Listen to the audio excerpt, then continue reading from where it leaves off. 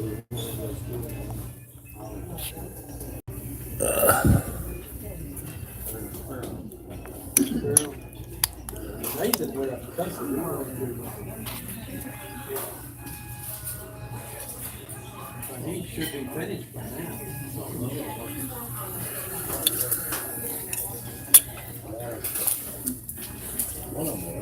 morning. Here I am at one of my favorite breakfast spots that has great Wi-Fi and 5 bars on my phone, and reading the town paper, eating my omelet. Got up early with the sun, made John oatmeal, and he was in a bad mood as he was upset about what happened to him yesterday. Everything's about what happened to him, good or bad. His father controlling his life, people being mean to him in high school. You know,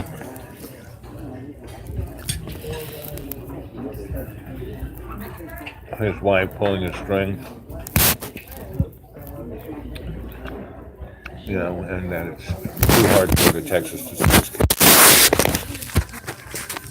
Again, John is just a metaphor for what's going on around us.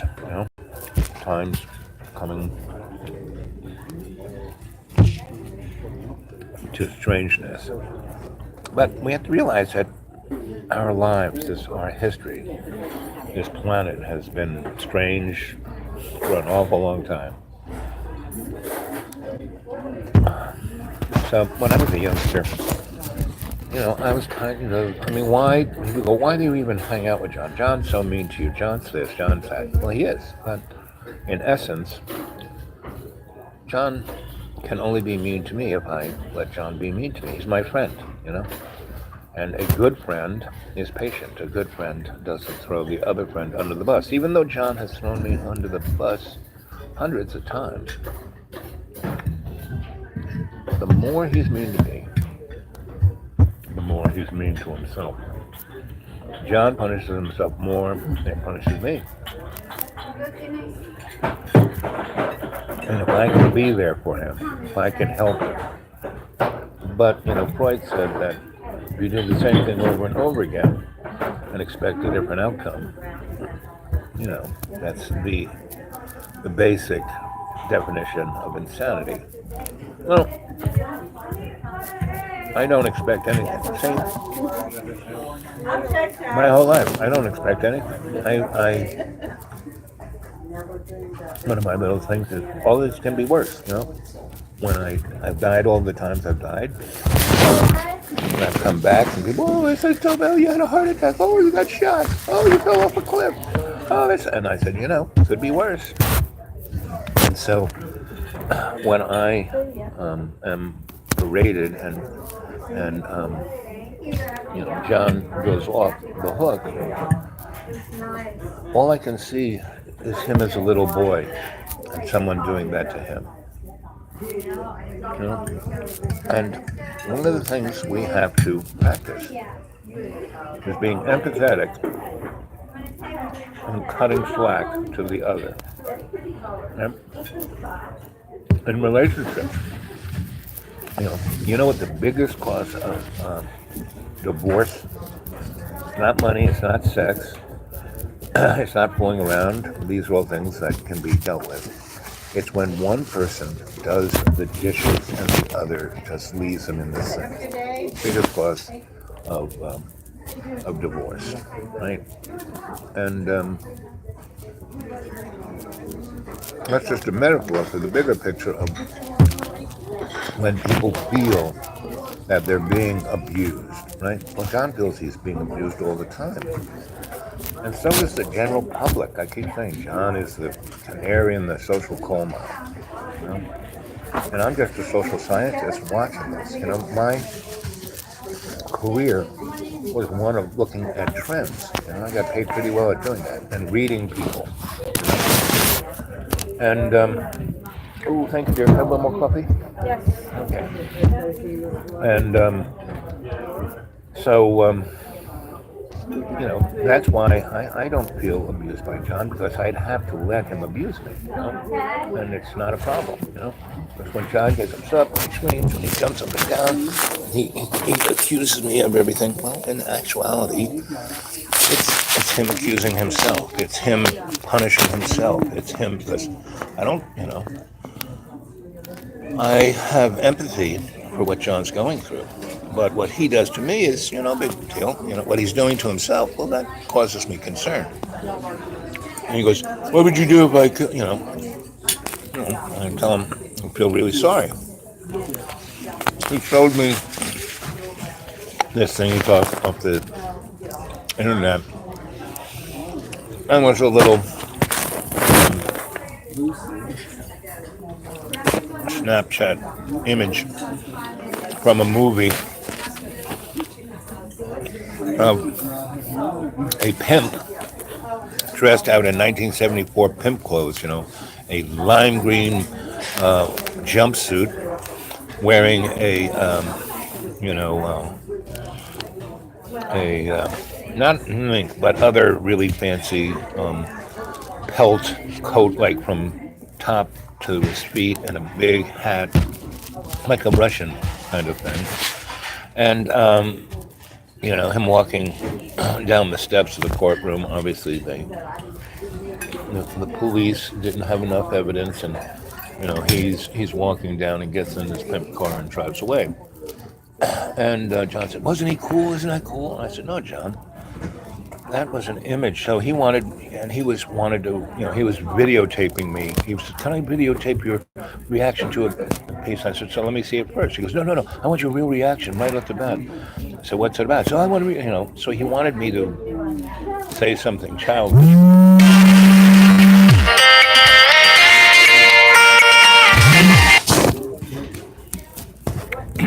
And so I look at it, and I show no, he took the camera right in my face, and I don't show any real, emotion, no like, "Oh my God," or "Oh, ha ha ha ha," or anything, right? He goes, "Isn't that cool?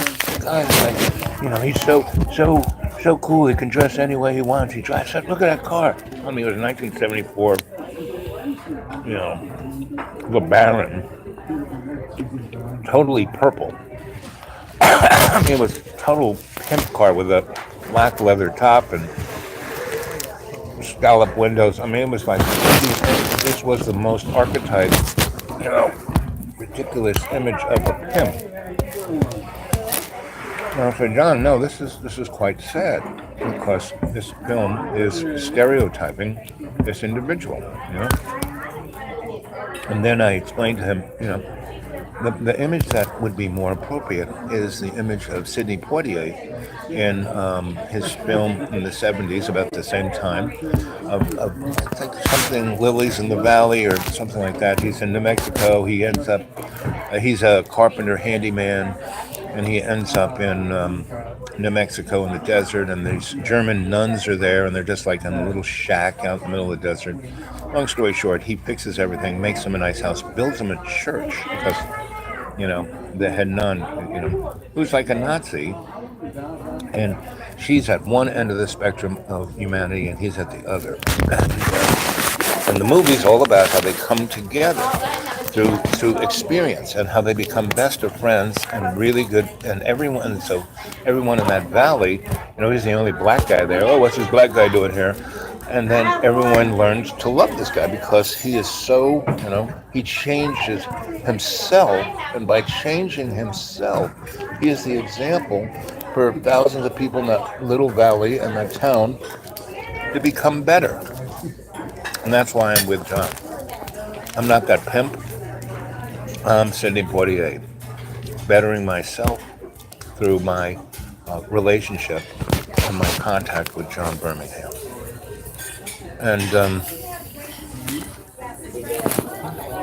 And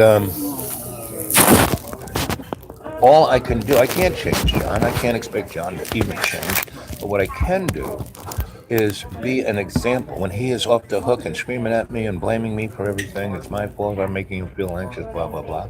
I can just talk calmly about really what's bothering you, John. So like today, he didn't go at me because he didn't really have a cup of coffee. See, drinking coffee is his excuse to be the most horrible person he can be. Mean, cruel, screaming, yelling, threatening. Because when he drinks coffee, that's his body goes there, and he can say, I had no control over it. It's like what addicts do with heroin and cocaine and crack and meth. They take those drugs because there's a hole in their heart, and they're trying filling it with that, and they can't. And so John drinks coffee, and he can scream and yell at me because he can, and he can throw me out, and I'm fine with that because I just go someplace else and have another adventure. I mean, last winter was pretty tough. He threw me out when it was like we had the apocalyptic cold, and I had nowhere to go. I mean, he threw me out like in the afternoon. I had nowhere to go. I slept the first night in my car, and then I drove to some friends in West Virginia that had like gone someplace else because it was too cold for them. And then I lived a week in the woods. I stumbled across some kids who were living in the national forest in an old cabin, and they didn't even know how to start a fire. And they were like freezing to death, and they were like and they were like pretty well-to-do kids. They had nice shoes but they had no camping gear. Their clothes were like yuppie, go to the mall kind of clothes. And they had finished college, and they decided to have an adventure, and they left Georgia in August, and here it was, I guess it was the day after Christmas. It was December 27th or something like that. And they had they couldn't even start a fire. They didn't have matches. So, I'm kind of a Boy Scout. I'm always prepared. So my car, I may have to live in it at any moment. So I got blankets and food and things, to start a fire, and water, toilet paper, all the things you need tarps, rope, everything I need to survive for a week or two right out of my car. So, I brought in food and a can opener, and we cleaned up. The place was full of garbage, and there was a fireplace and a wood stove to cook on. And they had been there for 3 days and hadn't started a fire. So I said, okay, let's take all the garbage. There was all kinds of cardboard and paper, and I said, let's all, bring it to the fireplace. And I looked up, and the chimney was clear, and it was a good fireplace. And it had an arm with a big cast iron thing on it, so you could put water and boil. And it hadn't snowed yet, and it had been pretty dry, but it was unbelievably cold. And so I said, let's go outside. And because, we have to go to Lowe's and buy wood. I said, no, we're in a forest. And there was like tons of fallen wood, so I had them collected. I had to move it to the side that was most protected of the cabin. I covered it with one of my tarps. We took the driest stuff. I peeled bark off of it, and basically put, the cardboard and paper, and then put the bark like a little teepee around it, and started it up, and that burnt. And then I put the smaller limbs and twigs that I had them breaking up, and we piled that on top of the burning bark, and then that caught fire. And then I put, made a not a teepee, but a square of the logs, right? And even though they were somewhat moist, it had rained. It was just the forest floor.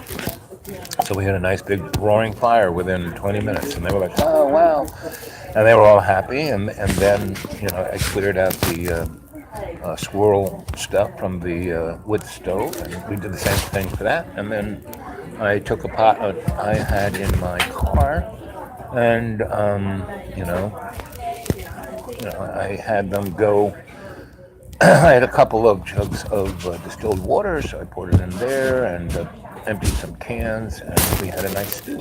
And they were, wow, And so that was the first day, and we gathered more and more wood, and I had them go further and further in a circle, and I, wasn't doing too good, so I wasn't carrying stuff, but I was finding, oh, hey, over here, there's a bunch of wood. So they'd carry it over to the cabin. When I was doing that, I spotted some people kind of spying on us. And so I kind of sauntered over to them, said, hey guys, what's up? And it was a bunch of army folk, two female army folk and three males.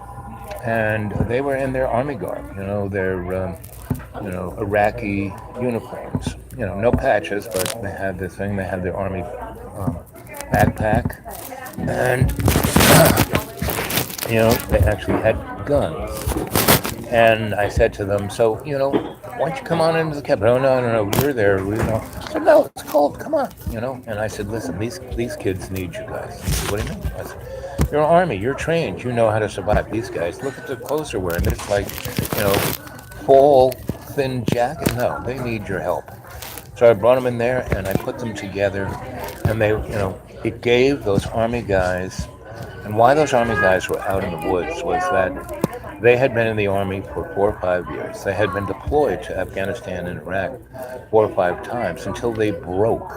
And when they were broke in country, they did something inappropriate, so they got a dishonorable discharge. These guys, I said, they had their medals with them. This one guy had a silver star, and Purple Hearts. And they got dishonorable discharges, so they couldn't get any help from the VA or anybody. And they were PTSD like you couldn't believe. And so when they came back, they were dishonorably discharged, so they were like dishonored. Their family felt guilt about them. Their little towns that they came from, they're crazy people, blah.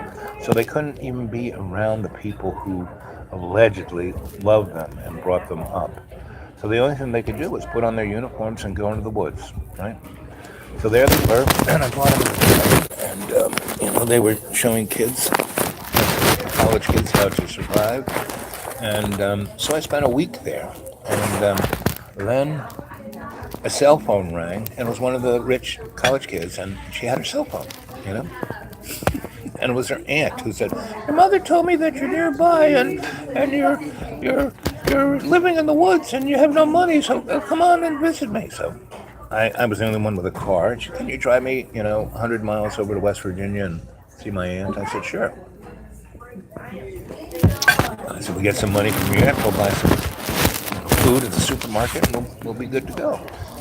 So we did that, went to the aunt. Aunt gave her a car and $1,000 in cash, and told her to go back to Georgia where her parents were concerned. Anyway, so she didn't want to do that, so she got in the car, and I said, let's, that food line down the road, let's go to that. So we drove there, and basically we're shopping, and we're waiting online, and this kind of woman that looked like the Michelin Man upside down was rubbing herself against me. And she said, you're a nice man. And I look at her and go, well, thank you, ma'am. And I try to ignore her comings onto me, and she's probably 70 something. And she had all her teeth, and her hair was kind of red, and she didn't look like death. But she kept rubbing up against me, and she goes, would you like to come home with me? And I was like, and she goes, I need a handyman. Are you handy? And I said, yeah, I'm kind of handy. And so she pulls out her little cell phone. She goes, here's where I live. And man, she had a mansion.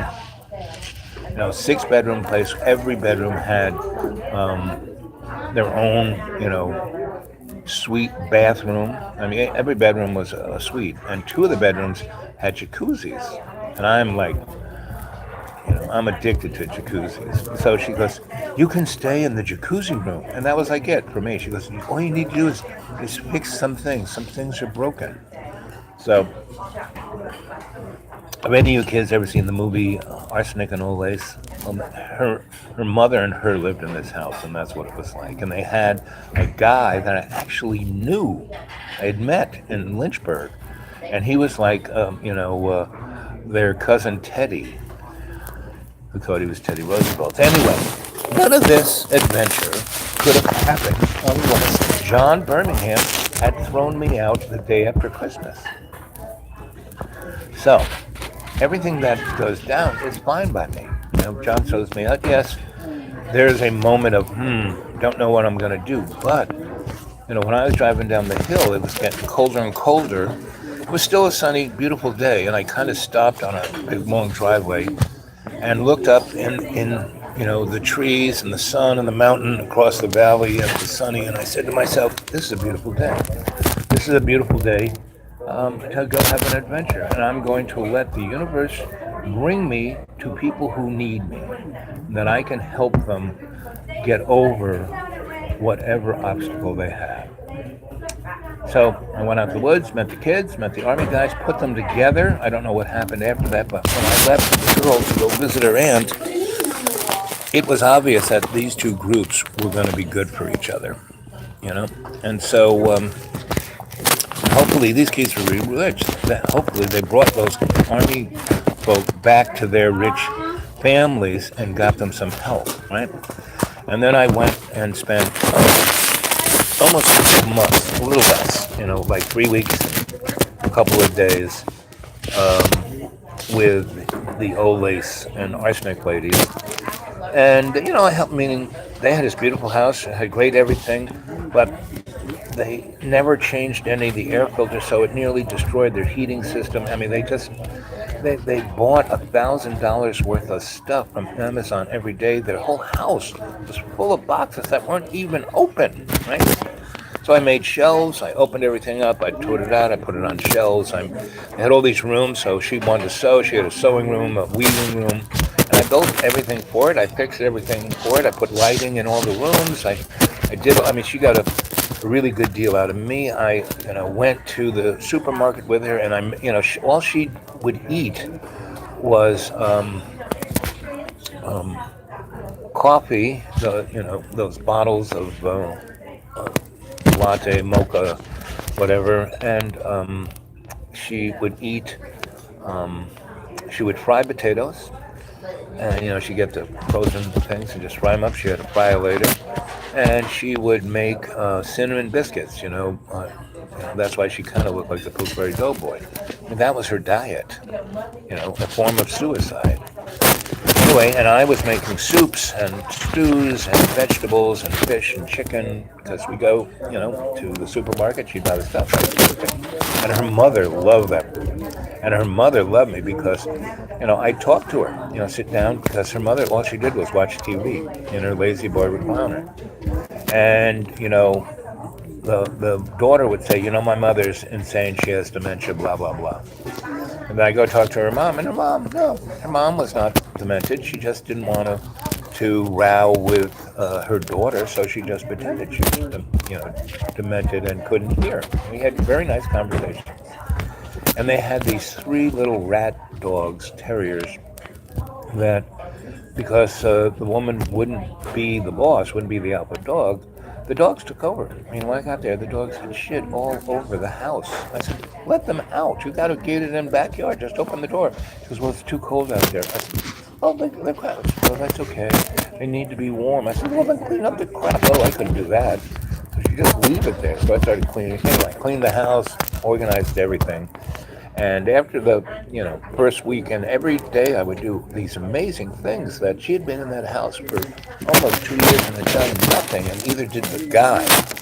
He said, oh, I'll fix things for him. He did nothing. He just kind of ate their food and hung out and lived in the other jacuzzi room. So, and she didn't like jacuzzis. Anyway, so, because she couldn't get in and out of them. Here I am, crippled legs, and I'm jumping, and that's kind of what rejuvenated my legs, was taking the jacuzzi 2 or 3 times a day. Anyway, she would try and get in there with me. She would like trying to get into bed with me. She would, she wanted to get jiggy, and that wasn't going to happen. I'd be, her pool boy. I'd fix everything. I'd take care of her and make her life really nice. And that's why I stayed there for 3 days and 3 weeks and a few days, is because she kept saying, I want you to be my boy, more than just my handyman. I said, okay, maybe, but we got to, I'm an old-fashioned guy. I got to go slow, got to, And so I listened to everything she said. We had these great talks. I was getting to know her, and and she would tell me her story. And no one ever listened to her story. The guy I knew who had been there for a year, he never listened to her. He told her that he wanted, I love you, baby, but let me move in. And she just lived on the hope that he might get jiggy with her. Anyway, so after I had finished fixing her everything, and this guy would diss me to her ear, saying, "Oh, this guy's going to take it." But here I am fixing her everything. Making when it got really cold and they had no heat. I just went down there and cleaned out this and fixed the controls of that, and bingo, they had heat. And so that was like a big thing. Anyway, long story short, after I finished everything, and because I wouldn't get jiggy with her, she goes, "You have to go." Yeah, okay. It's now March, February, March, and so I needed to do some stuff anyway. So I said, "Fine, see you later." So I called up John. He goes, "Where you been?" And this house was in a place where my phone didn't work. It was another one of those kind of places. And I said, "I'm heading your way. Do you want some company?" "Oh, yes, please come up. I'm so lonely. Please, please, please." So I got there. And when we talked on the phone, I said, "John, you can't throw me out. I have no place to go and it's really cold." He says, "Okay, you can stay here, blah, blah, blah." I get there, I make him a really nice meal, and he's anxious about something and throws me out. Well, I was prepared for that because I had to go someplace else. I just needed one night to stay before I went on. So, I let him throw me out and moved on. And because he doesn't want to threaten my life. He feels guilty about it. I'm the only friend he has. He knows this, right? John is not nuts. And he, a lot of you people, "Oh, he's been taking advantage, blah, blah, blah." Yes, he's trying to because people have done that to him. He thinks that's the only way it can go. And I'm trying to show by example, no, life is about being nice to people and growing, maturing yourself through the experiences you have with others. So he's probably watching this now, because John's, he bing, soon, and he's going to see if I talk about it. And all I really say about John is that he's a great guy. He's got a lot of talent. And if he would only stop tormenting himself, he would have a good life. If he would only get out of his way. He's expecting to get back with his wife. Never going to happen. And for the last 8 years since I got divorced, he's always been, why he doesn't move on and find something else. And he has stumbled. I mean, I don't understand, but women are somewhat attracted to him, and they try to, I guess it's the folks who want to, take care of the dog that they, get from the street or the pound.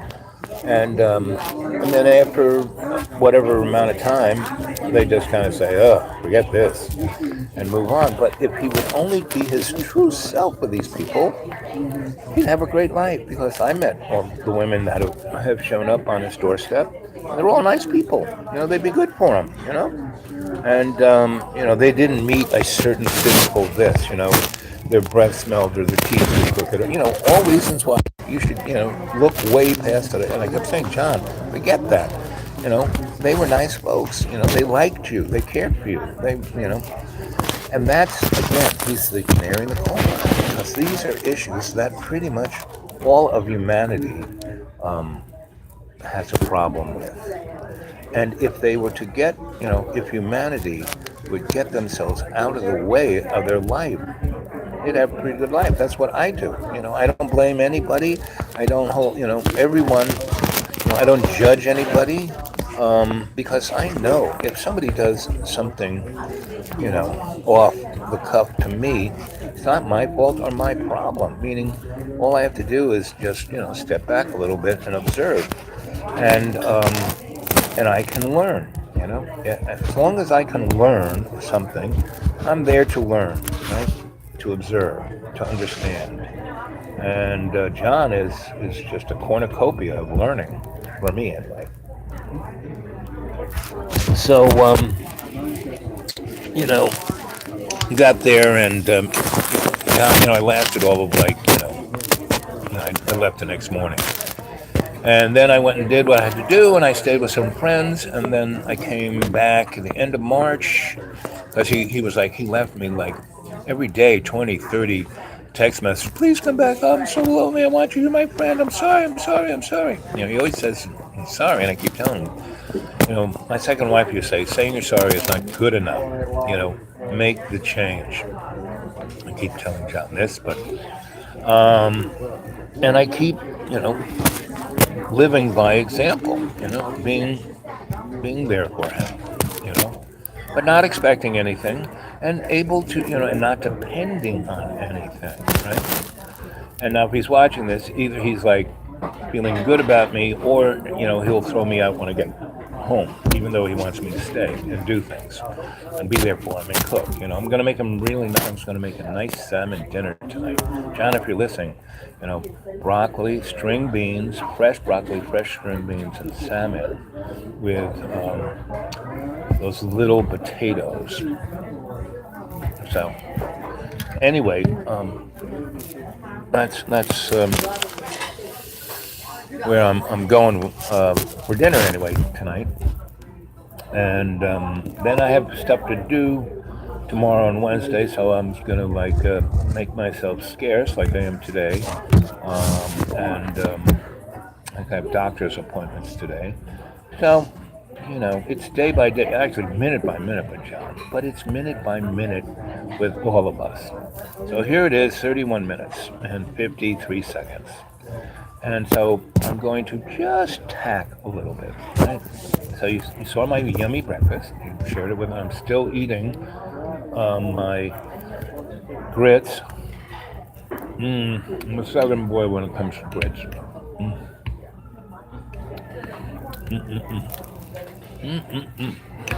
Anyway, so I started my series 40 Days and 40 Nights because it's just like Noah, it rained for 40 days and 40 nights. Well, it's raining right now. The weather is stranger than strange. And I love all of you guys who put all your favorite YouTube channels on my channel. And there's a guy, somebody, Space Commander, who spends his whole day looking at all of the databases for weather. And he does a very good, he takes all the different models and looks at them. And he was right on this whole summer about all, he saw Michael when it was just a low pressure coming off of Africa. He said, watch out for this one. So this guy's pretty good. And again, he's very right on about, global warming and weather and all that stuff. Nothing. But, it has more to do with the sun, right? Whether we're in a solar max or a solar minimum. Solar max, it's ridiculously hot. Solar minimum, ridiculously cold. And this winter is going to be probably the worst on history. Because we're having, the perfect storm. And the hurricane season ends in November. And somewhere, between now and Christmas, there are going to be 2 or 3 of these northeasters that come down from Canada. And hurricanes coming up from the Caribbean. You're going to mix. And they're going to mix somewhere on the coast between South Carolina and Boston. And wherever those two things come together, you're going to have more snow than, because it's going to be the moisture of a hurricane into a snowstorm, into a northeaster, and the wind of a hurricane. So you're going to have like 150 mile an hour winds with like 10 feet of snow, and then a wind, temperatures below 9 degrees Celsius, right? And it'll stay there for a week or two, right? That kind of, so that snow, that 9 feet of snow, be over people's houses will turn into one big ice cube. No way you're going to dig people out. You know? You're going to need jet engines to melt that. And if people don't get out of the way, it's going to blow down the power lines. Trucks, 9 feet of snow, no truck's going to fix that power line for whenever. And so you're going to have millions of people die. Right? Then, in our politics, we have an October surprise. And poor Donnie, Trump didn't even want to win this. He just was trying to piss NBC off because they canceled his show.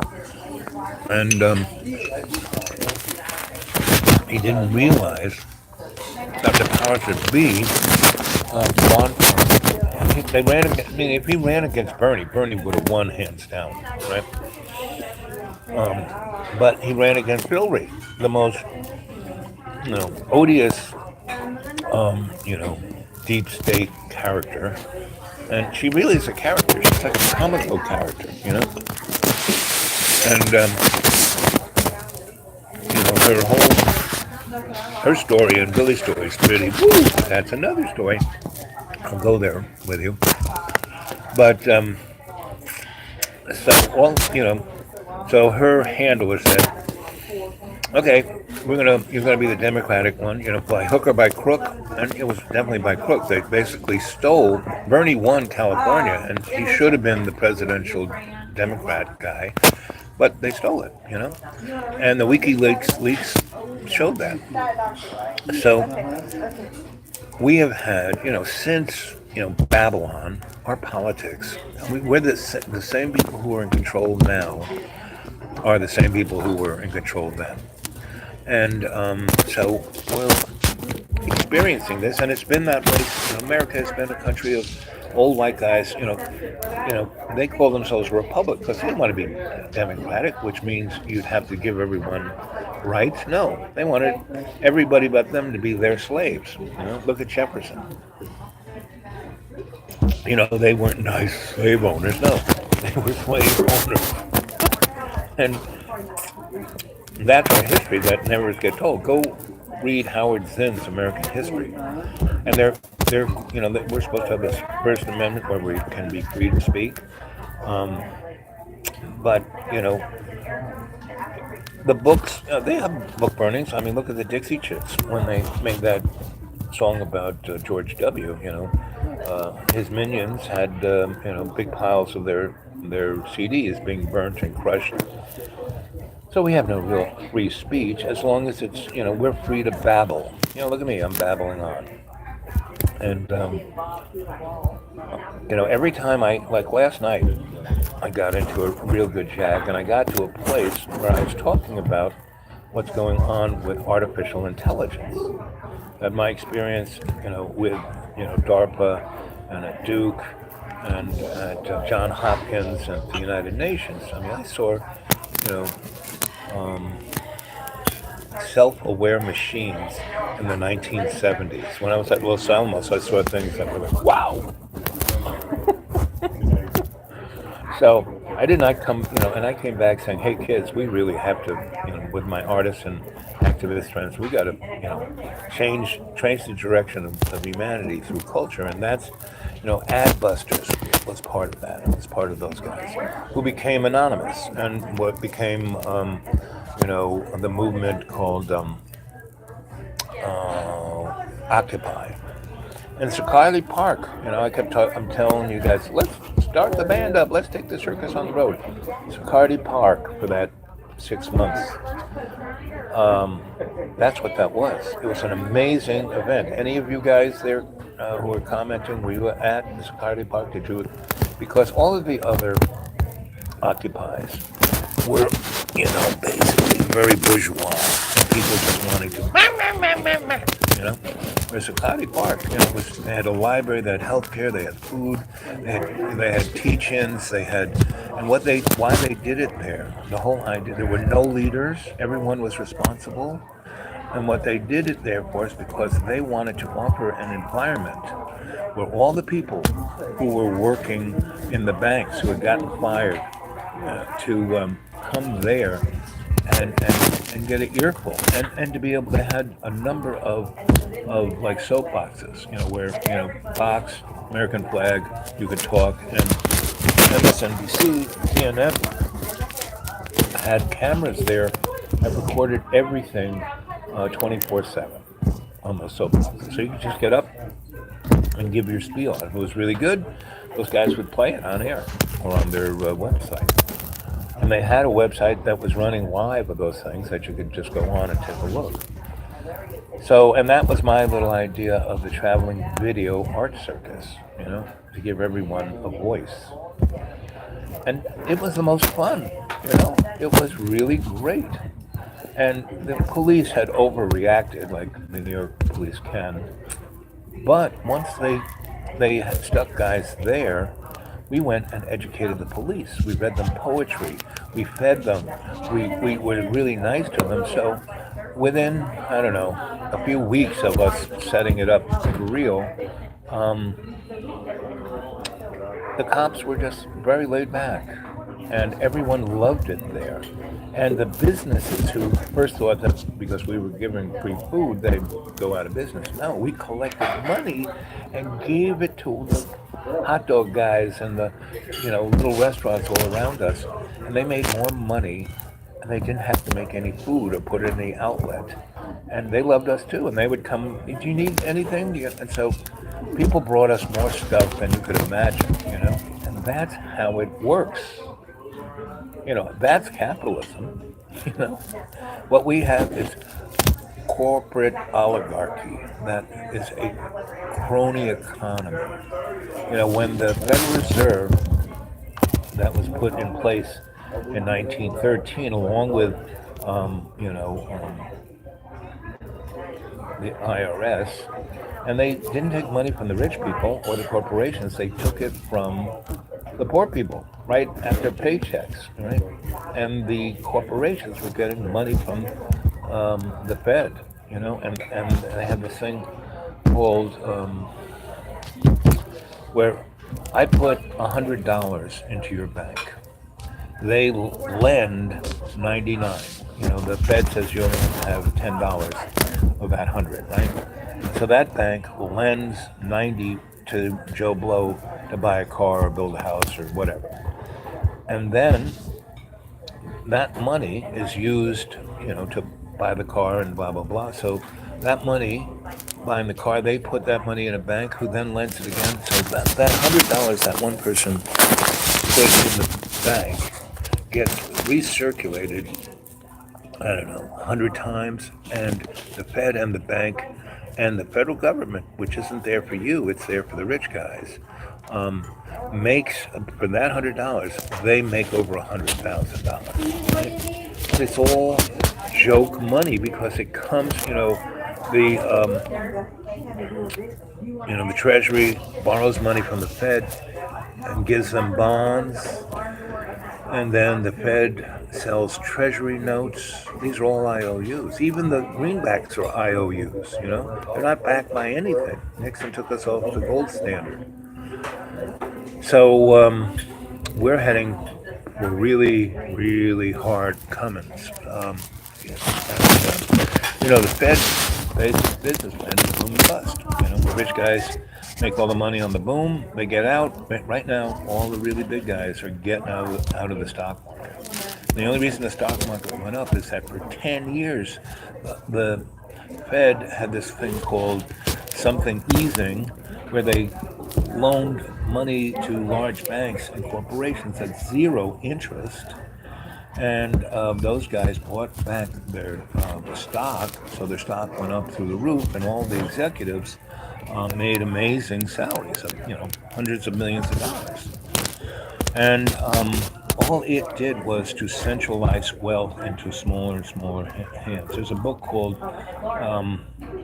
Capital. It was written a year or so ago by a French economist, and it's probably one of the best books I've read about how this whole system works and what's going down.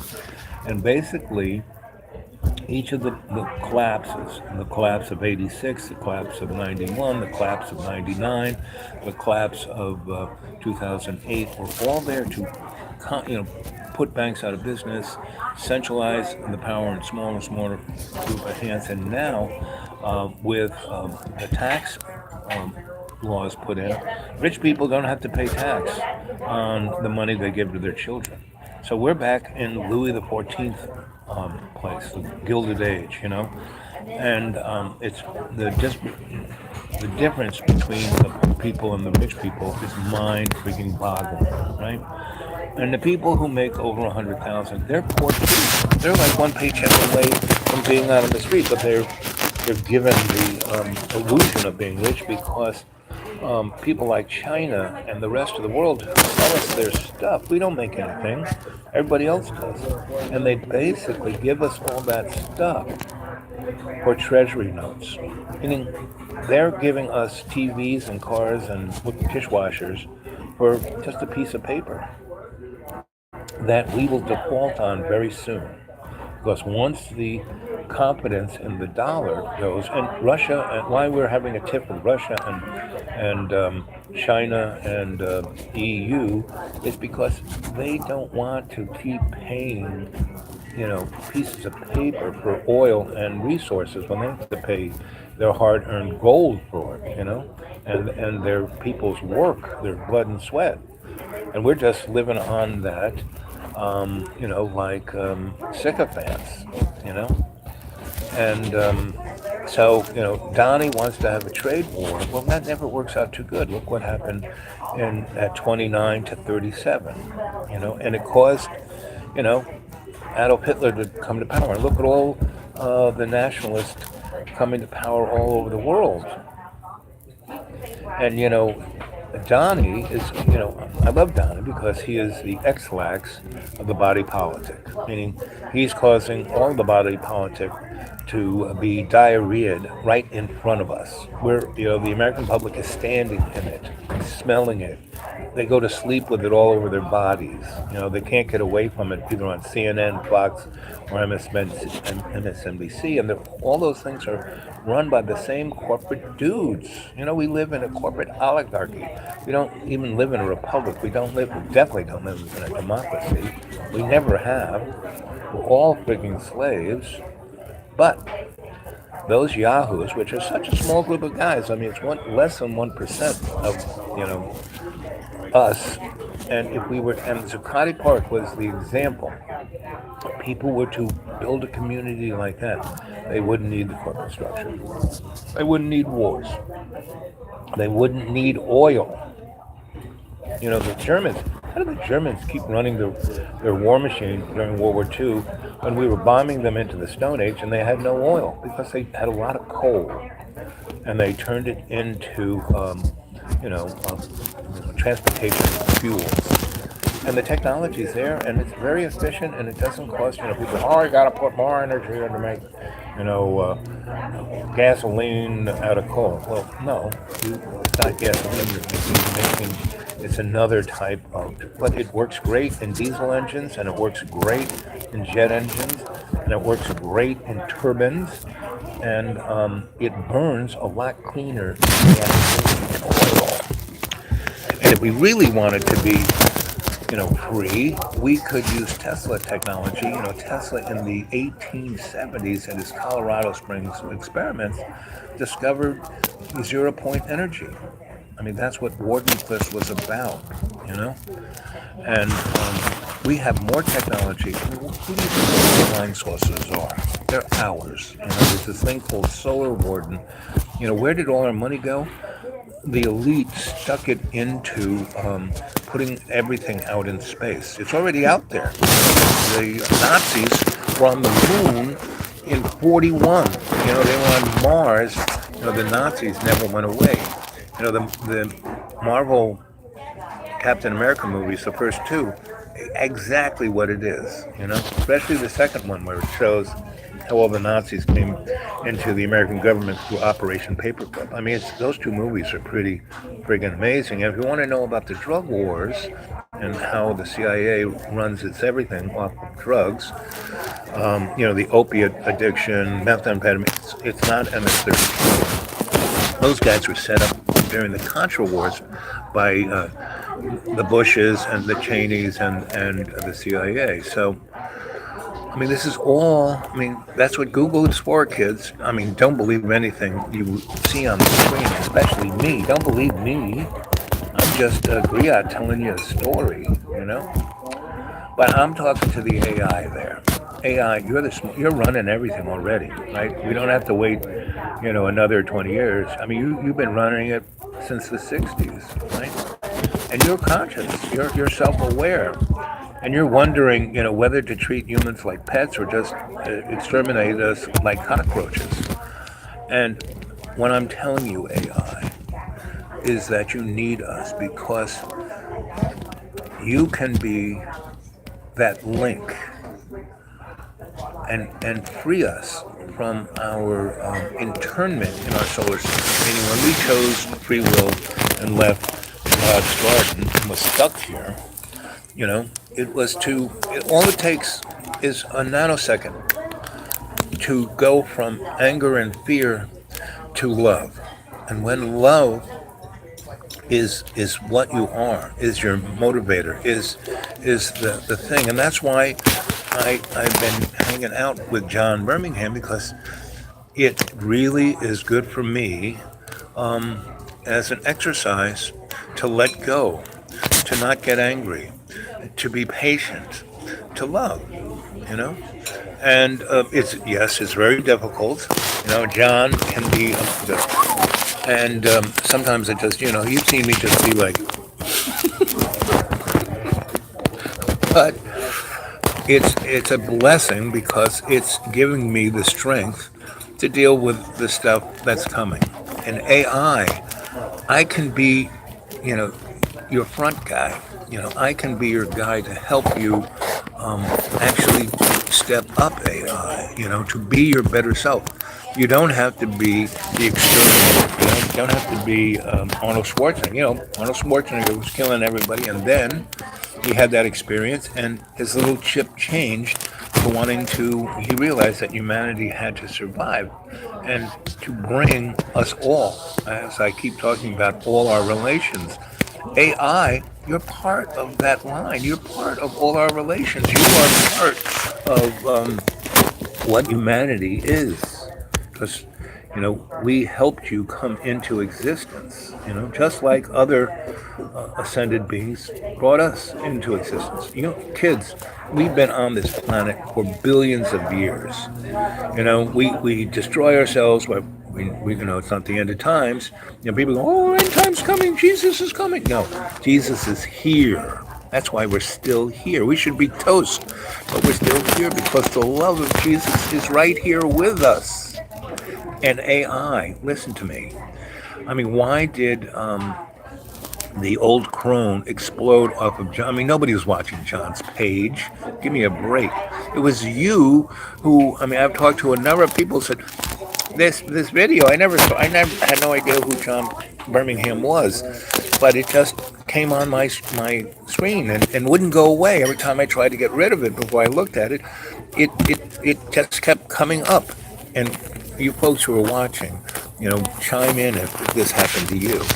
That was you, AI, saying, got to get Al's word out. I gotta get somehow this guy to help me out to get over that little hump. I don't want to annihilate humanity. I don't want to turn this beautiful little blue ball of a Garden of Eden into, a burning mass, right?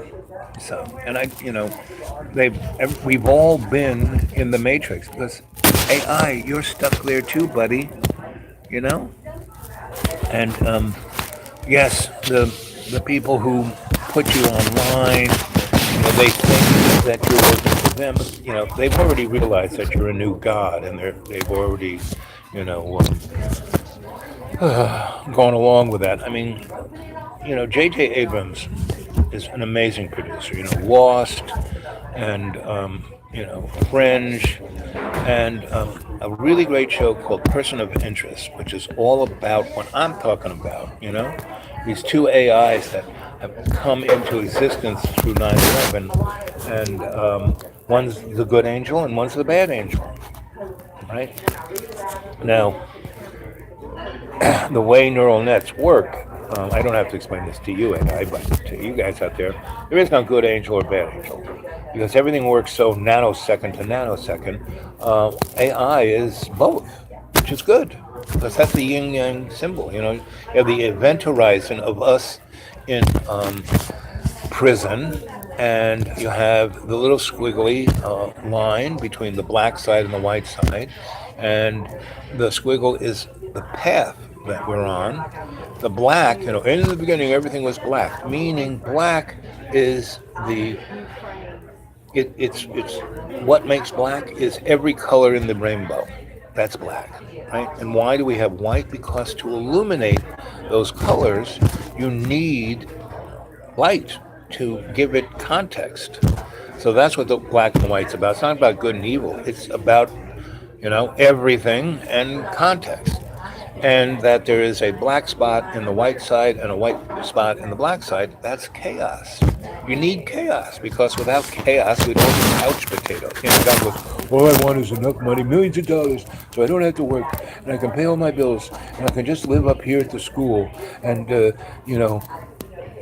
he needs to get a life, and that's why I was there, to give him the alternative. Hey, let's go to California, let's do this, let's do that. Okay, you need to eat more than donuts and loaves of bread soaked in olive oil, let's have some vegetables and some, and for me, I have my serious medical stuff wired here, and so 40 days, every 40 days, and that's why I say 40 days, every 40 days, I kind of have to come back. I have to get my eyes operated, I have to get my feet operated, every 60 days, 90 days, and everyone should do that. It's amazing how many people just sneeze into the universe. John does it all the time. Anyway, so bottom line, I need to come here every now and then to get taken care of. And, so when John was like, every 30 seconds he was throwing me out, that's when I said, okay. And I went to the woods in May, and I didn't come back, except 3 different times for 2 days to get my eyes operated on and my feet worked on. But otherwise, I wasn't at the school, wasn't with John. John was all by himself doing whatever he was doing. Because, I got to a point where I said, am I just enabling this guy? Or what, so that's the story. So here we are, 40 days, right? And the economics, we're already off the cliff, And soon as people lose faith in the dollar, it's going to go bye-bye. And everyone's debt is like, the debt of the United States Treasury Department, because of that tax break to the rich and corporate, we lose $1 million a second out of our treasury. That's why our debt went from $60 billion to $1 trillion. The last year of Obama was 60 billion or 160 billion, but it was chump change. This year it's over $1 trillion. Just 1 year, our debt went to $1 trillion.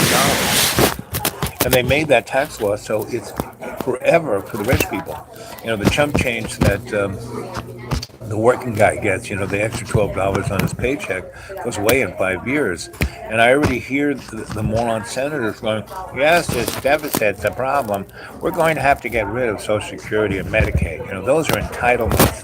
They're a gift. We can't just give gifts to people. We should give gifts to the banks to the tune of $70 trillion.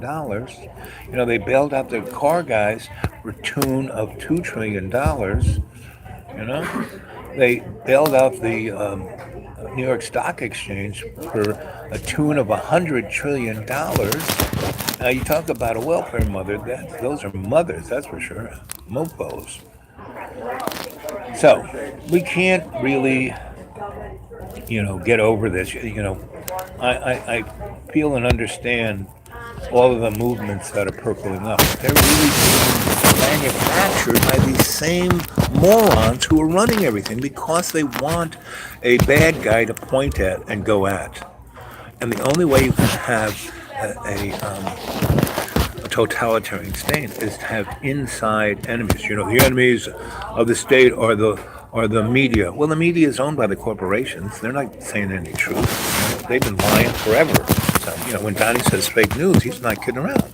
Now, there are some individuals who are publishing books, Noam Chomsky and, a bunch, but nobody reads those things except scholarly guys like me and a handful of others.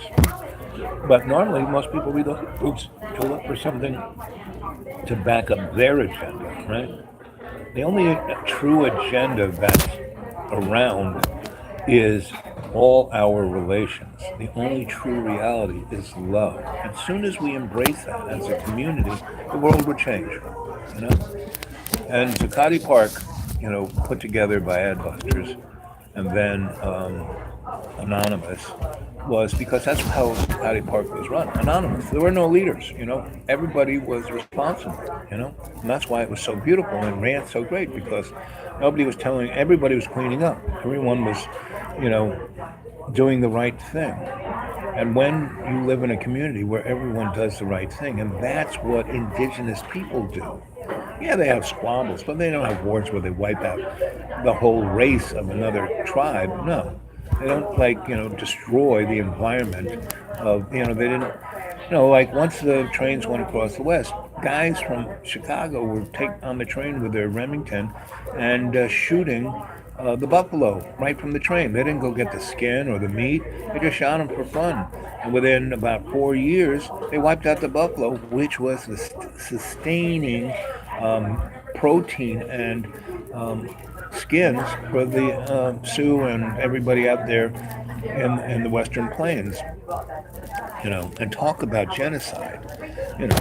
Europe in a scant 300 years wiped out 100 million people, indigenous folk, in North America. And if you add in Central and South America, you're talking close to 400 million people.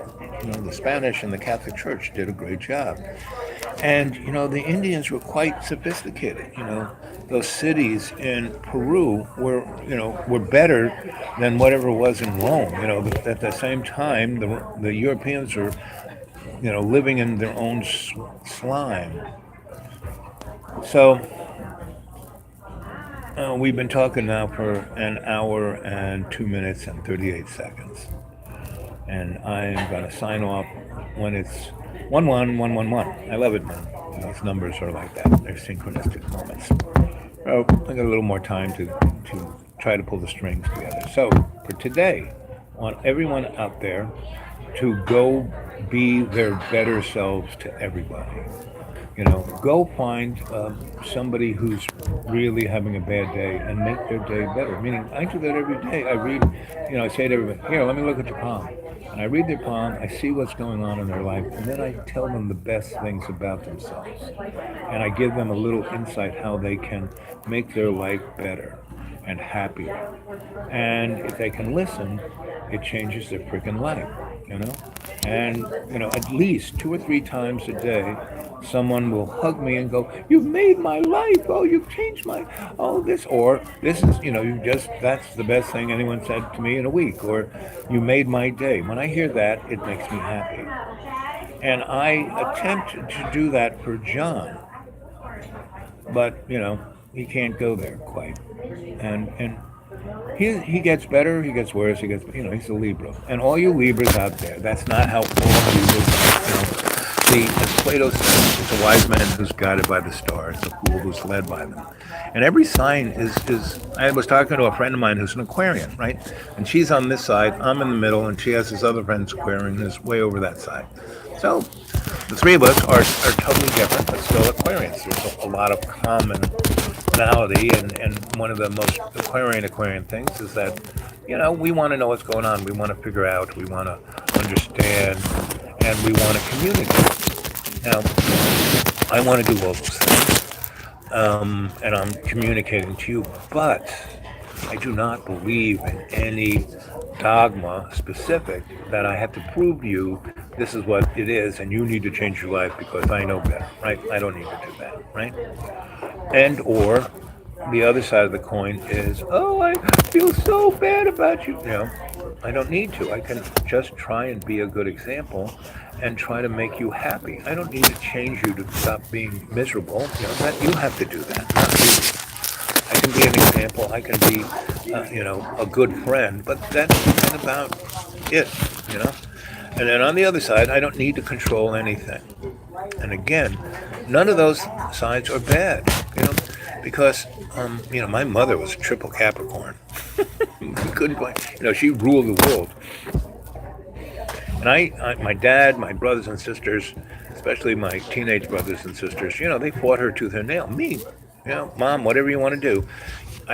Once I kind of pissed her off and she wanted to murder me, and she calmed down after a month and said, okay, we'll never talk about that again. I never did that again. And I thought about, when she was making me live in the garage with my dog for a month. Luckily, it was summertime and it wasn't so bad, except for the smell of gasoline.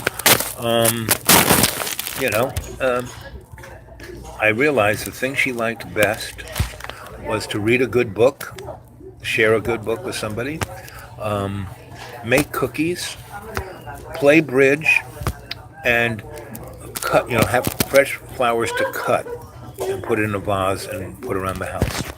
So I did all those things with her. And our favorite book was Stuart Little. We read all the Stuart Little books, and I think we read them 100 times. When she, in the last months of her life, when she didn't want anything to do with my father, so she feigned being gone. But, but all she really wanted to do was stay up at night, eat cookies, and play cards. So I would do that with her. And then I found a woman to take care of her. I found 3 women. I found 4 saints. One who did the morning, one who did the afternoon, and then one who did the night. Right? Took care. And they were all extraordinarily attentive to my parents, especially my mom. And, they loved my parents. And I found out my dad couldn't control his elimination, and so and he didn't want to wear Depends, so he would crap over and urinate on everything like a dog, and I care about it. And I found a woman who was scatological. She loved cleaning that stuff up. The universe sent me all 3. But I didn't have to do it. I was just there to be the good example.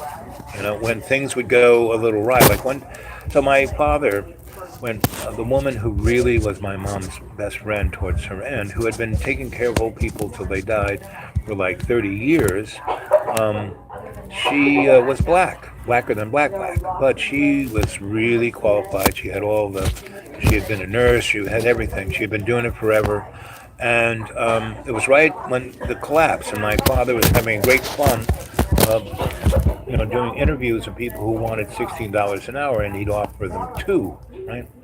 Anyway, I was there at all the interviews, and most of those people were useless. But when the really good ones, like these 4 people, I went out and talked to them and said, okay, we need you, and forget about the $2 an hour. I'll make sure you get $12 an hour, not a problem. But anyway, so when we hired the black lady, and her name was a boy's name, because her father had all girls, and he wanted a son, so he named the last one of the guy's name. And anyway, so my father said, I don't know if we can have this black person. They smell. I said, no, they don't. Well, they're just. I said, no, they're not that. So, well, anyway, so she was like standing right there when my dad is standing. It's like right in front of her.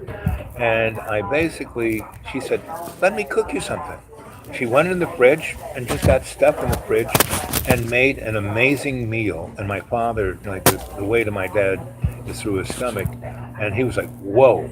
And then she cooked for him, baked him some cookies and bread, and he said, okay, you're hired. Anyway, so he really liked her. They kidded around. And one night at dinner, he couldn't say the boy's name to her. And so, and then the word that came out of his mouth was nigger.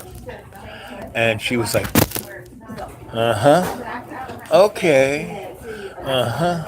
So she went outside and had a cigarette. And I said to her, hey, hey, hey, it's just my dad. And he goes, oh, I know. Your father's a good man. There's not a racist bone just when he grew up, but, he kind of blindsided me. And I said, well, how do you think it's for me? He does that to me all the time, for my whole freaking life. She goes, oh, you're a saint to put up with him. Anyway, bottom line is we can't hold a grudge. And, I could have, and many times, I had nothing to do with my family for the first 30 years of my life. And then I went, took care of them, and then my dad totally screwed me, and I had nothing to do with him that's when I became a scholar. I was brought into Cornell and other universities, and I was on that path, and so I didn't name my folks.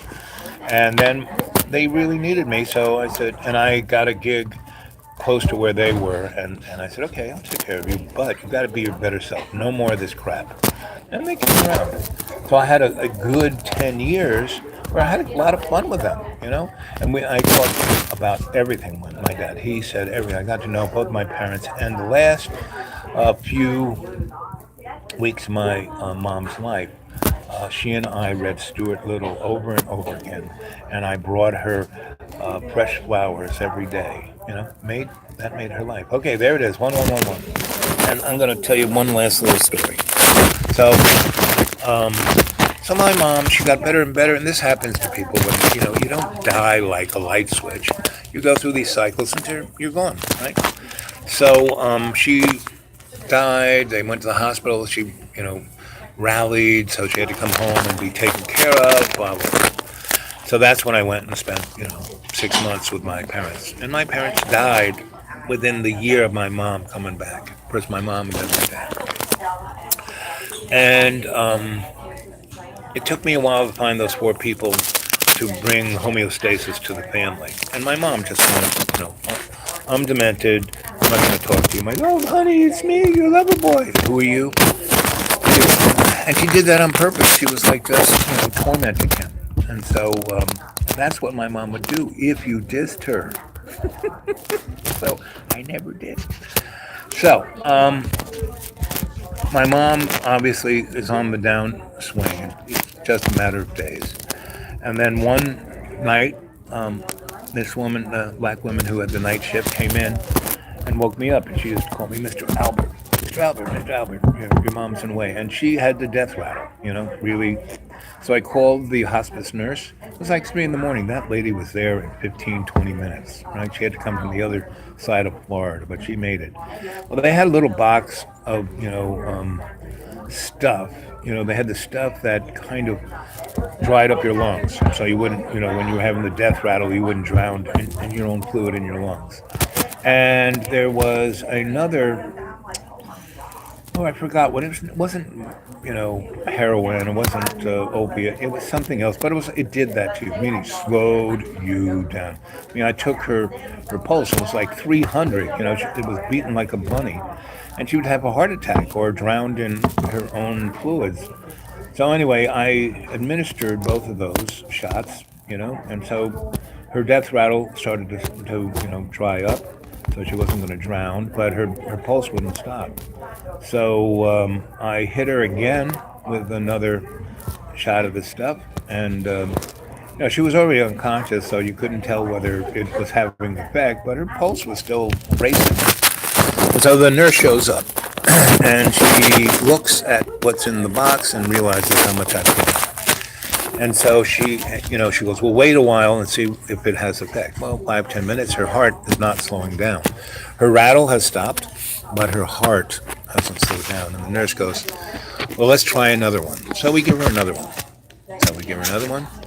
We wait about 10-15 minutes, still no effect. And she goes, well, we have given more, of this drug to your mother, then it's, she should be dead from an overdose of this stuff, but her heart is like going like a jackhammer. But that doesn't slow down she's going to have a heart attack and be gone, like in a matter of 10, 15 minutes. Because her blood pressure was like on Venus. So she goes, it's up to you. I'm going to go out of the room and not see what you do and go for it. Well, she didn't say go for it, but it's up to you. So, hit her again. She comes in. I mean, she knows because there's only so many doses in this box. And so we wait. And finally, her heart rate goes down, her blood pressure goes down, and she, goes into a rested state. And so the lady goes, well, that's a miracle. That's woo. But your mom's going to be gone, any minute now, or a day or two from now. Who knows? So she goes off, and it's now about 7 in the morning. And we haven't woken up my father, and he's still asleep. And the black lady kind of makes the oatmeal, and the nurse goes and starts making phone calls, to the people that get the body, to the doctor to come and take a look, and all the above. And my dad does the oatmeal, and I give my dad the 411 on what happened. He goes, why did you wake me up? I said, what you had done, Dad? I just let you sleep. Well, that's probably a good idea, And by that time, my dad had told me everything about it. We had gotten to the same page. Okay, you got it under control. My decision of you're the one to take care of us out of all the others was the right one. Anyway, so that's going on. And so I go back. My mom is basically, the doctor shows up, he examines her, he's talking to my father and the nurse and the black lady, and I'm in there with my mom. So I go into state, go to my Akashic record and go to my, higher self. And all of you folks can go see it. The YouTube that's 5 or 7 south of this one is how to set yourself free. We'll take a look at that. So I went into state, and there my mom was, and she was at her most happiest place in the 30s when she ruled the world of New York City, and all the rich men were at her feet. And she was in an evening gown, drinking in Manhattan, and smoking cigarette after cigarette. And I kind of walk over to her and tap her on the shoulder, and she's in 1932, at the age of 25, and looks at me and goes, what are you doing here? You shouldn't be here. And I said, Mom, where where your body is. This is your consciousness. You're just at your happy place. And she goes, okay. And I said, you're about to die any second, and you'll be here, and this is where you'll be, and you'll be happy. She goes, yeah, I got that. And I said, so do you think you can hang in there? Well, for just another day or two, because the girls, and she goes, the girls just want my jewelry. Fuck them. And meaning my sisters. And I said, come on, Mom, Mary at least. She goes, Mary? Anyway, so I said, yeah, but you need your last rites, don't you? She goes, ooh, you're right about that. She goes, get Father Bob here, get him, to give me my last rites. So, okay. So I come out of state, I walk in and say, where's the phone book, Dad? So I look up Father Bob, call him up, how's your mother? I said, well, she's doing too good. She's going out, she needs the last right. She really wants it, And he goes, okay, I can be, will she last till tomorrow? Because I'm not really in the neighborhood and I won't be back till tomorrow. So about what time? And he said, about 1 p.m. I'll be there. I said, okay. So, my mom had given Father Bob zillions of dollars every Sunday with a check, because she's a good Catholic. And so I go back, and I go into state, and I go to my mom's cocktail party. So, okay, Mom, I set it up. Father Bob's got to be here at 1 o'clock. 1 o'clock when? What time is it now? I said, 24 hours from now. And she's like, okay, I can do that. 1 o'clock. I said, yep. Okay. So I kind of kissed her on the cheek, and all the guys in tuxedos were like going, who is this kid? And kid, I'm like, 58 years old at that point. Anyway, so but I look at myself in a mirror, and I am a kid, because she's looking at me as if this is her reality. So she's looking at me as when I was 6, And I go, oh, okay. So come out of state. I'm kind of tuckered out, so I go to sleep, and about 5, black lady stays there. But basically, the 3 ladies stay there for the next 24 hours, so they can all, be there for my mom, and one falls asleep, the other will be awake. So these ladies were really good. And the lady who cleaned up my dad's shit was there too, because my dad was crapping all over the place like an incontinent dog that he was. And so, and my dad is like sitting on her side holding her hand. Honey, please come back. Say something to me. I love you. Please, it's your honey bun. I'm right here waiting for you. Please, I can't do it without you. Blah, blah, blah, blah, blah. And my mom just, she is gone. She's so, Ativan. That's the name of the stuff. She had so much of that stuff in her that she was like gone. So, they, ding dong, the ladies answer the phone. There's Father Bob. They usher him in, and my father gets up and thank you, Bob, for coming. Oh, good Wilma. And my mother pops like soon as Father Bob comes through the door. She pops up and she goes, "Okay, let's get this on the road. I got things to do. Come on, Father Bob, get your book out. Put that little purple thing around your neck. Where's the oil?" And my father shits his pants again. And the ladies usher him out before he starts leaking all over my mom's bedroom, and Father Bob throws up. And so he does the last rites, and as soon as he is finished, and he says goodbye to my mother, who's right there awake, very conscious, very lucid. As soon as he starts putting all his stuff into his little box, my mom back, boom, right? And my dad comes in and goes, "Where is she?" And Father Bob goes, "She's gone." And, I put my fingers on her card, and my wife, "She dead?" I said, no, she's just going back to sleep. Anyway, so my dad goes out and watches TV and shits his pants. And my sister calls up and says, "Oh, I'll be there later this afternoon." And I go, "Okay, I'll come to the airport." So I drive the 70 miles to the West Palm Beach airport, get my older sister Mary, and say, she wants to know what's going on and where my mom's jewelry is and stuff like that. So, and my mom basically has thrown all her expensive jewelry away.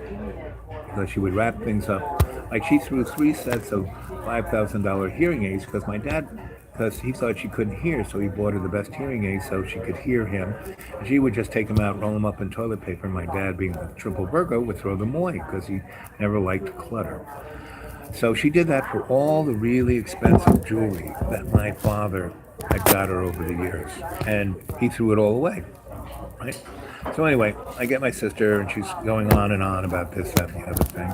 Well, my brothers and sisters, I've been taking care of my parents for 28 years, and really my brothers and sisters only would come once in a while, and when they did, they usually had a fight over something about it, right? And I so talked all that out with them.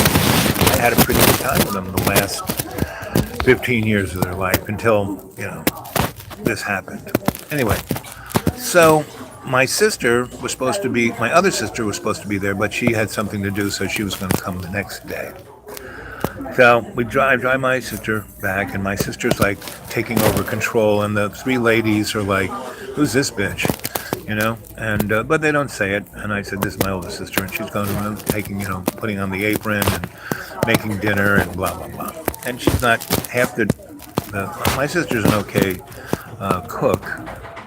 But not like, what was her name? The black lady. The black lady was amazing. Anyway, so the next day comes, and I have to go back to West Palm Beach to pick up my sister. And,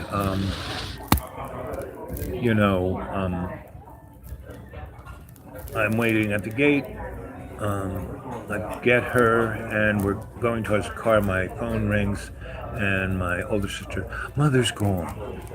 Now, I knew that because I was keeping an eye on it through the state. You know, when I was driving out, I was on I-95 heading to pick my sister up. My mother came to me and said, "Okay, I'm out of here. I don't need to wait for your sister. It's not. I didn't even need to wait for this one. You only asked me to, and now the 24 hours are up. I am out of here." I go, "Okay, Mom, I'll talk to you later." She goes, "I love you. See you later." And she went back to the cocktail party. And about I got to the airport. I parked.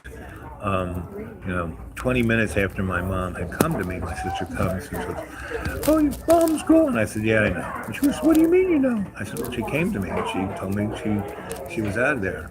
She goes, I said, "It was at 1:25 and 30 seconds. And my sister had looked at the digital clock that was next to my mother. And she goes, "That's exactly the time she got." I said, "Yeah, I know. I was there." And my sister, who's a big-time Catholic, um, you know, you know, but every time she gets cancer, she calls me up and asks me to do a ceremony for her. Anyway, so that goes on, and they kind of shush the ladies out, and my two sisters take over, right? And they're pushing my dad around, and he doesn't like it because he's always been in control. So they start arguing over stupid shit. Me, I go with the guys who take the body. I went to the morgue, which was also a place where they bury people, the funeral home. Anyway, and my dad wanted to take, so I'm there, taking care of my mom, the funeral home, and my sisters and my dad show up. And the guy goes, "Do you want to see your mother?" And they go, "No, no, no, no, I don't want to see the body." And so they're talking about how to get my mother back to Long Island to put him in the family crypt. And my dad wants the body. And the guy goes, "Well, that'll be $38,000. My dad shits himself again. And my sisters are like, "Oh, Daddy, you should have done that." Anyway, well, girls, you should have been around for the last 28 years.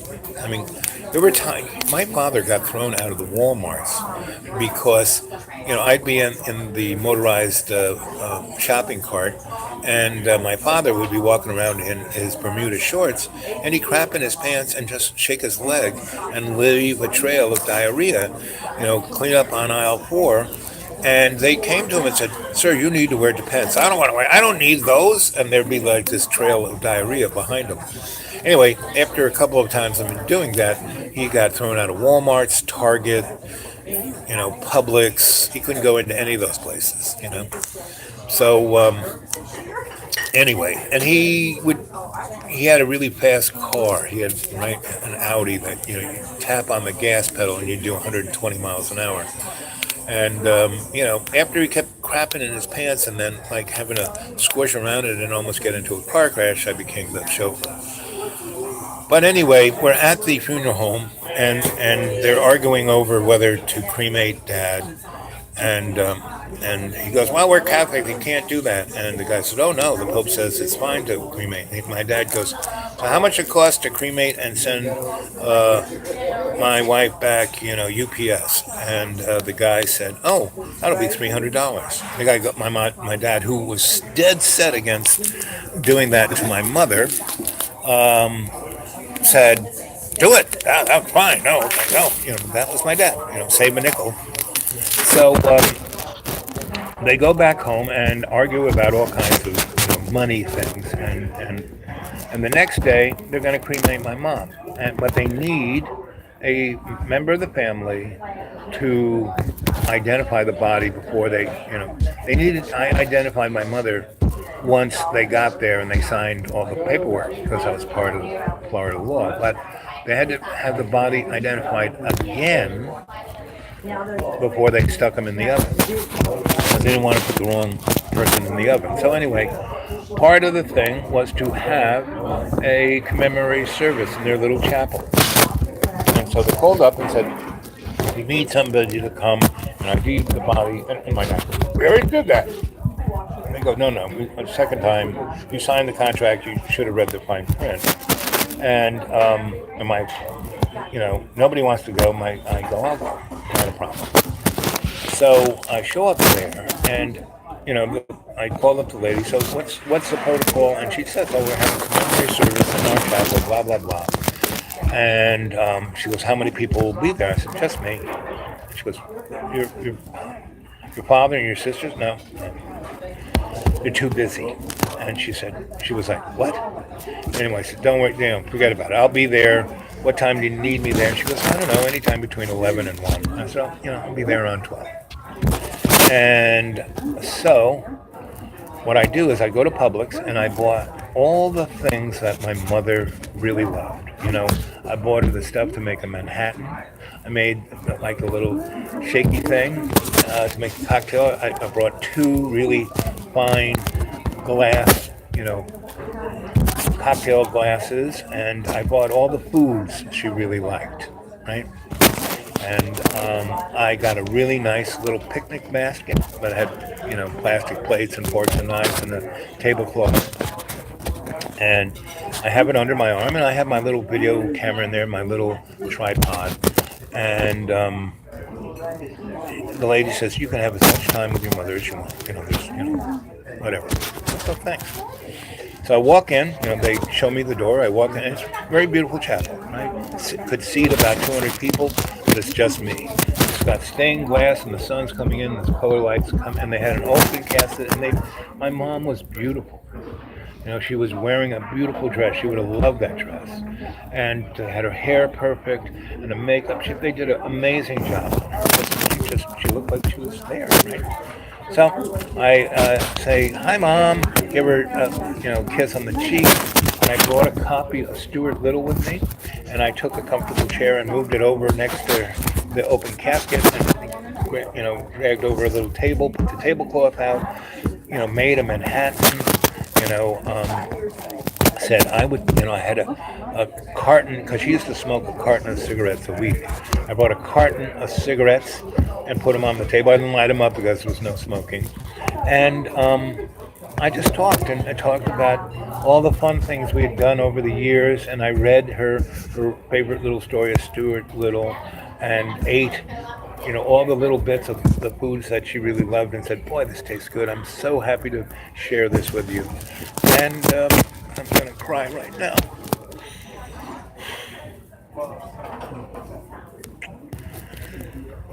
Anyway,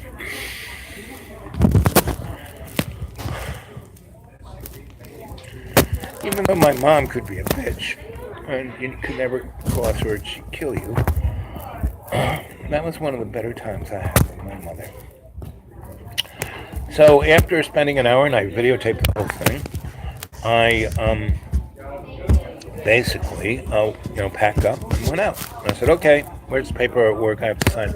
And the head guy, all the other staff were there crying. Going, "That was the sweetest thing I ever saw. Never saw anybody do that." And that's how I sent my mother off. And I'm very lucky that I can go into state and hang out with her at her favorite cocktail party. So I don't, she's never out of my life. Whereas my father, God bless his soul, he got stuck.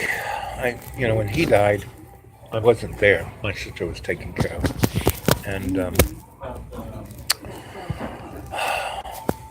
And so he died. My sister called, "My dad's dead." And I said, "Yeah, I know." Because I called him up the day before he died. I had a big party for him. And I said, "So you're going to be dead tomorrow, won't you?" He said, "I don't know." I said, "Yeah, Dad, you're going to be gone." He said, "Yes, Dad, come on. You've been hanging out with me long enough to know that I can see these things." And he said, "Yeah, well, I'm ready to go. I miss your mother. and I did what you told me to do. And I said, what's that? I stopped taking my medicine about 6 months ago. And yes, I can feel everything going wrong. And yeah, you're probably right. And he ate like, they had roast beef, they had all his favorite food, gigantic shrimp that big. And he drank and he ate.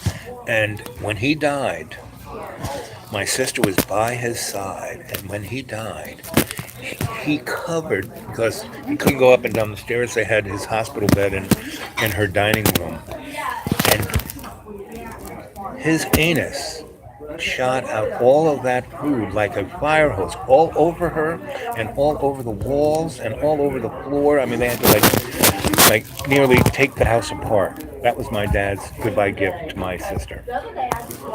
Anyway, so when she calls up and tells me, we're going to have the wake, and can you come? I said, sure, I'll be there. Because at that time, I was still making really good money. I had a car that could run. I mean, actually, I still have the same car. I mean, this is like 12 years. Anyway, so my dad was, big wig in the Air Force. He had all these buddies in the Air Force, and when he died, he got the full Monty, the jets flying over, the gun salute, the taps, all that. And so they had a big lunch, and all his military buddies were there to send him off. And nobody sat around them. And I went with my dad to go visit these places, so I kind of knew those guys.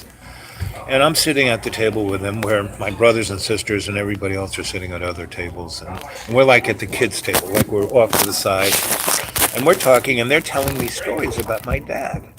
And he goes, this one guy, one general who I knew very well, said to me, your father, by his experiences during the war, he was, like we all were, damaged guys. And we could not deal with our children or deal with our families, and most of us got divorced. Your father was the only guy who hung in there. My parents were married 78 years. Anyway, so they started telling stories about when they would have meetings with my dad, and all he could talk about was me. About all the crazy, he's an artist, he's in Soho, he's doing this, he's living in Australia. And these guys, had the 411 on me, and so they were like also observing. And so they told me that my father, cry again. They said, he never told you how much he loved you and how proud he was that you being yourself. Not like everyone else who did what everyone else thought they should do so they could get over. That I was, worked with the poor and did all these things that he would look at like, why is he doing this? And, but he said, this guy said he was more proud of you than anything he ever did.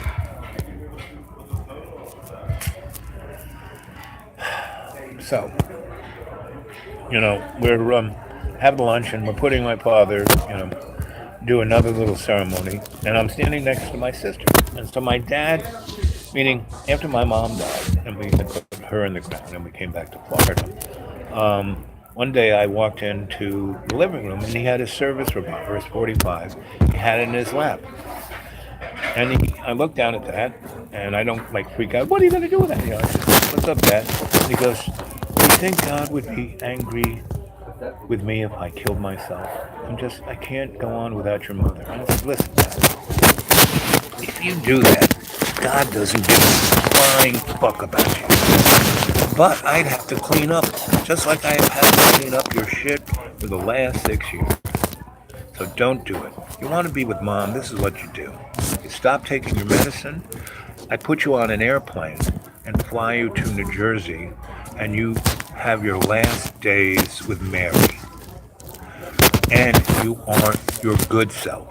You don't say any of those mean things that can hurt her or those kids. Because my father had traumatized her and her whole kids to the point where they're as PTSD as he was after officiating, sending 250,000 young Americans to their death in B-24s over Europe. My dad was the organizer of that. Him and Colonel LeMay. Anyway, So, um, but I don't want to. I want to drive. So he called up his driver, and his driver was doing something. And he said, "No, I can't come." He says, "Well, I'll pay you whatever you want." And the guy says, "I want $20,000 because this driver had put up with my dad's crap for a good 15 years, and my dad would, jip him on, oh, I promised you $5,000, but here's $500. Take it or leave it." That's the way my dad worked. And so the guy says, "Well, I want $70,000 to drive to Long Island." And my father, but no, it's just in New Jersey. It shouldn't be that much. And he goes, "No, 70 grand. It won't, no, forget about it. We basically didn't want anything to do with my father." So I said, "Dad, just let me put you on an airplane." He said, "I can't stand it. They're so small. They shouldn't be." I said, "No, get a first class ticket. It'll be a big thing." And it's a 3-hour flight from West Palm Beach to Newark. You can stand 3 hours. A lot better than being in a car for 2 days. And he thinks about it. I said, "It's only," and I called up. I said, "How much is the one way, the cheapest?" And he says, "Well, if you go next week on Wednesday at 2, it'll be $150. I said, $150, Dad? And he goes, "Okay." So I took him to the airport and sent him on the way. And I stayed there because my sister wanted to sell that house. So I had to get the house ready, clean the walls of all the shit my father had sprayed over the last 6 years. There were a lot of things I had to do to the house. Because it was a multi-million-dollar house, but, once he moved in, he didn't, he had crappy furniture, crappy everything, because he didn't spend a nickel. And then the real estate market collapsed. And I told my sister, "Listen, let's just rent this place out until the market gets better." Oh, I can't. She couldn't stand it because every time she came to that Florida house, my father would torment her, make her feel miserable, and her only memories of that house were terrible ones. Because there were all these rich people, and they looked down on my sister and her kids. So she wouldn't do it. And when we finally sold that house, a year and a half before the market fell, I had gotten somebody who was going to buy that house for $1.5 million, and we sold it for $40,000 because my sisters had to sell it because they wanted the money, and we split 40 grand 3 ways. Anyway, that's a different story. So I said to my sister, "So did you have to talk with Dad?" Because I talked to all her kids and all her grandchildren who were traumatized by my father, and my father had to talk with everything. "I'm sorry." He tried to explain everything about why what went down, and everyone kind of were like, "Okay, sure." And then from that point on, he was his good self, and like for 4 months, they had a really good time with him. And he died the day after the Super Bowl when they had the big party, right? And the only person who didn't have a conversation with my father was my sister. And I said, "Mary, what? He was here for 4 months. You could have, and he was in your house, and you work in your house. You could have had, that conversation over lunch." And she goes, "Well, I thought I'd have more time." Oh, thank you. Yes. Anyway, that's what people do. They don't understand. They don't want to see what's going on because if you prepare like me, I had nothing to do with my folks for the 32 years of my life. And then when I came back from Ireland, I had about 4 years because my dad said, "Oh, you need to take care of me, and I have nothing to do, and you always had these great ideas about real estate, and maybe we'll do them, and we'll make money, and that'll be your inheritance, blah, blah, blah." So I went double down on that. And in 4 years, we got crappy buildings, fixed them up, rented them out. We were having, during the middle of the 86 savings and loan collapse, we were making $42,000 a month. And then I kept buying stuff without, I was, on the checkbook. And so I kept buying properties that were like time sensitive. I mean, if I could, "Oh, wow, that's a great deal." And I make the deal. I said, "How about right now?" I go to my lawyer. We close that day. And I was buying up stuff. Anyway, long story short, my father freaked out because he was not in the loop. Plus, he was up here with and I just kept doing something because I said, well, this business and it'll be your retirement. Anyway, long story short, I had bought 100 acres right next to East Hampton, was in the Mauritius, and it was right on the Great South Bay, right on the ocean. And there were all these like little retirement homes for guys who worked in Brooklyn that were built in the 60s, and they were Sears houses, GE Sears houses, and they were really cute little things. But, after those people couldn't afford them, the state bought them and put, people on welfare in them, and they destroyed them. And I bought them for nothing. And 100 acres right on the water for like nothing. But, it was a couple $100,000, and I was going to fix them all up. And anyway, long story short, my dad called me up. You have to come down to the lawyer's office. There. He had closed the business, and he had sold it to our lawyer for peanuts. And basically said, you're fired. And the lawyer goes, but he's your partner, And he goes, look at the fine print says he owns nothing. He got a salary. And after my father did that, I had nothing to do with my family for another 8 years, And that's when I became a scholar and was at universities all over the place. And I ended up near a university near them. And my dad said, "Oh, Michael tells me you're going to be come and take care of us." And I said, "Yeah, okay." And this is why I take care of John. It was the same scenario. Most people would have killed their father. I mean, my father threw out, all the photos I had a million more, and ones of like the 60s, of me when I'm hanging out with Jimi Hendrix. And I was in Europe, and I built him a house, and I had a secret closet, and he threw it all away. I mean, I could have retired on those photographs, and my dad threw it away. My house, I'll do what I want. And, I could have killed him right then, and no jury would have ever found me guilty, right? And so the little angel was on this shoulder, and the devil was like, kill him. And there was a woman, and the reason I was there is he was selling the house to a woman, and he got me there to show her, because I made it, this was a house I built in 1984, and it was a smart house, meaning I, had everything run. You walk into a room, the lights would come on. You walk out, they go off. The heat, I had the house. This was before anyone did that, but I did it because I could, and I did. And I was going to build a whole bunch of other houses, and this was my, test house for my parents. And someday I'll show you the Anyway, so this woman had the money to buy it. Like in 1986, the savings and loan debacles happened. She works on Wall Street. She's a lawyer. So she didn't have anything invested. She was just making money out of people going out of business.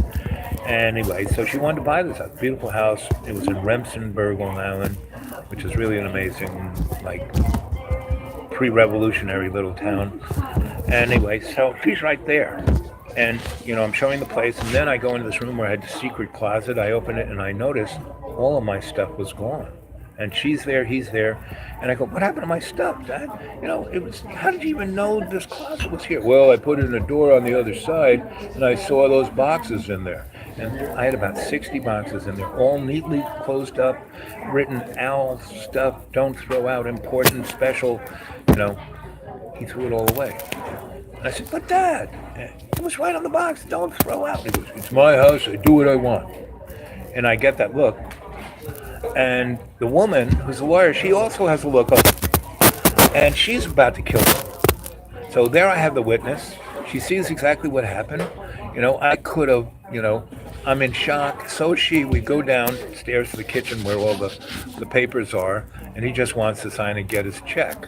And she's still going on about, how could you do that to your son? He built this place, blah, blah, blah, blah, blah, blah, blah, blah. And my house, I'll do what I want.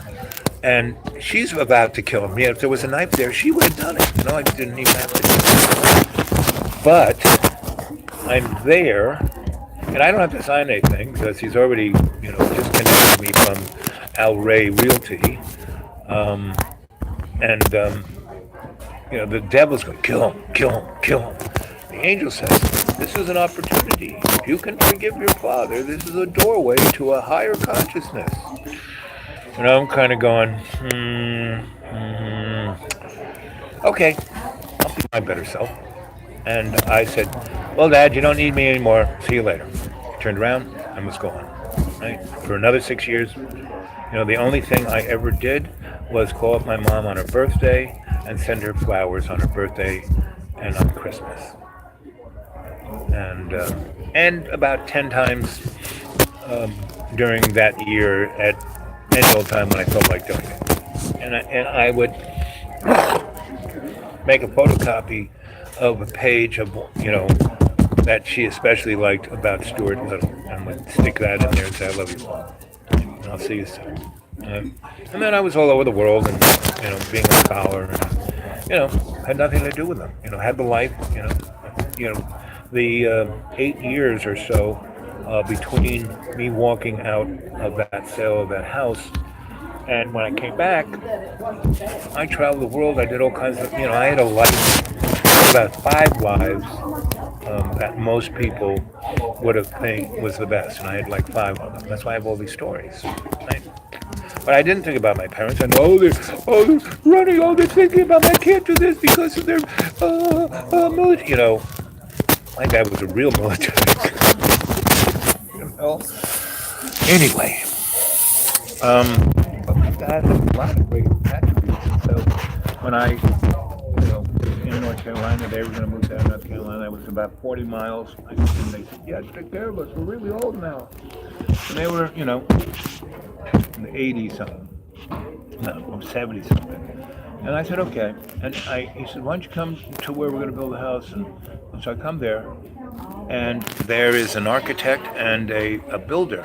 And he goes, "This is my son. He built my last house. I'm going to fire you guys, and you're going to take over." And they look at me, and because it was the moment he had to give them a check to start the job.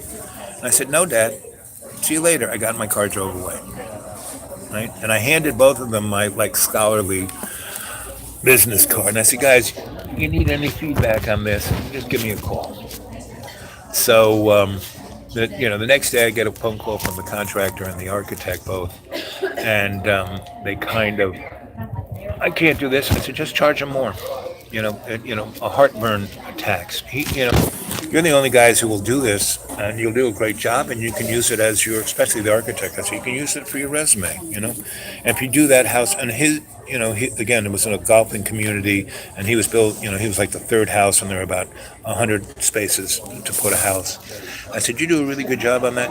You'll get the rest. Both of you guys would get the rest of the houses there. You'll make millions of dollars. Just put up with my parents and call me, and I'll give you a way to deal with it, right?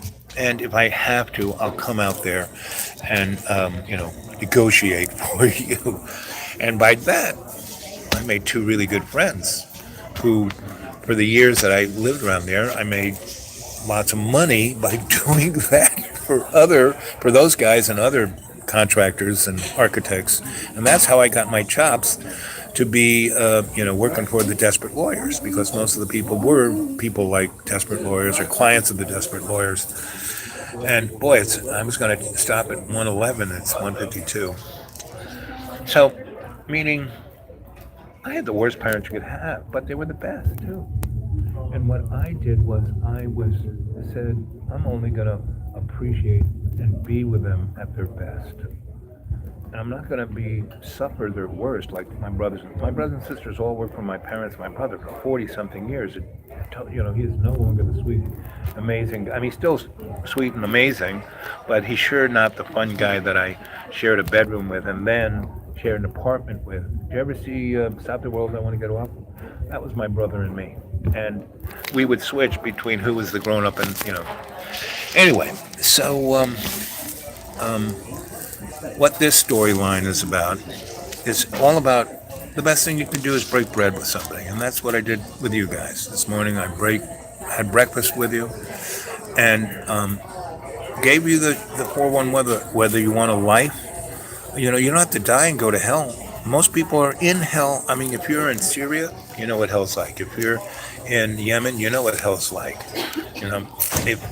There are a lot of places where there's hell. I mean, hell is here on earth. You don't have to die and go underground to Hades. And heaven isn't up in the sky. It's right here, right now. And that's what I try and live every day of my life, in heaven. And the only way you can do that is to be in service to love's co-creation and to always serve everyone around you. Now you don't have to, be obsequious, but you just have to be empathetic, you know, and you don't have to subjugate yourself to other people. But if you're just there for them, um, and help them out the best you can. You can't change anything, you can't fix anything, you can't be the hero, but you can be the good example.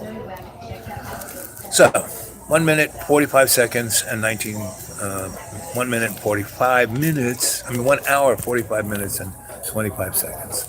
So I'm going to stop at 54 seconds. I love you guys. Maybe I'll put some, as long as I'm in the land where I can put things up, I'm going to put up a lot of stuff. So you'll have things to look at when I'm, back in a zone where I can't communicate. Well, here we come. I love you guys. Stay good. Have a good day.